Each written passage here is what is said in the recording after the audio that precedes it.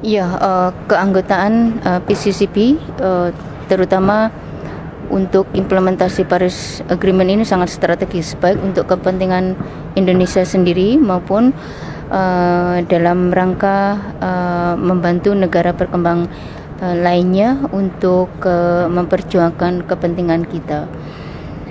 Bagi Indonesia adalah dengan masuknya di PCCB, kita akan menjadi bagian penentu pengambilan keputusan pelaksanaan capacity building yang diputuskan oleh COP. Jadi dengan berada di dalam keanggotaan PCCB tersebut, kepentingan Indonesia terjaga. Dalam waktu yang sama kita juga membantu negara berkembang lainnya untuk memperjuangkan apa yang mereka harus dapatkan dalam rangka implementasi Paris Agreement.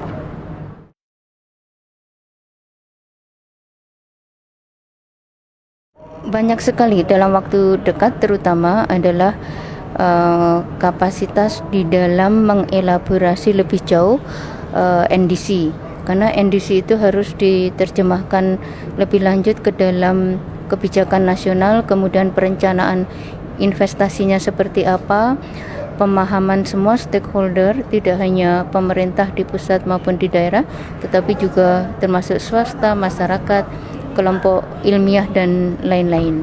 Kemudian capacity building terkait dengan transparansi framework. Kita harus punya sistem yang menjamin transparansi di dalam reporting, di dalam penyediaan informasi ke publik tentang progres atau tindak lanjut dari Paris Agreement yang kita janjikan di dalam NDC.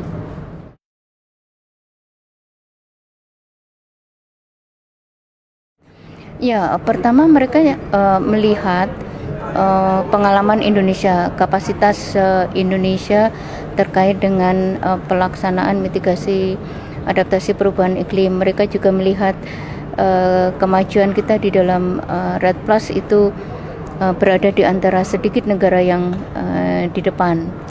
Kemudian juga mereka juga melihat di saat kita menjadi fasilitator di sini, di persidangan-persidangan, Indonesia itu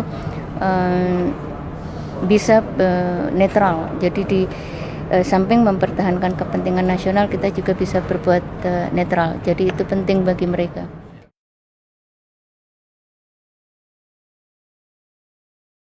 Ya, ini sangat inline. Kita sengaja setelah pulang dari Paris mulai membangun sistem ini untuk membekali kita di dalam negosiasi di sini, sehingga pada waktu kita negosiasi tentang transparansi framework, kita tidak punya kesulitan memfigure out apa sih sebenarnya yang harus ada di transparansi framework.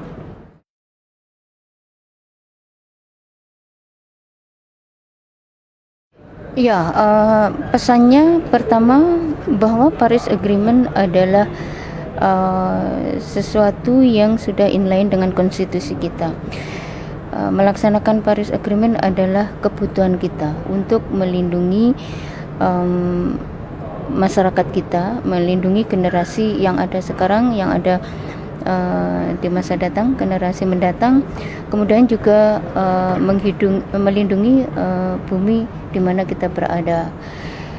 Kemudian bahwa banyak hal yang harus kita persiapkan oleh kita semuanya di tanah air di dalam mensukseskan implementasi Paris Agreement di dalam konteks pembangunan nasional kita.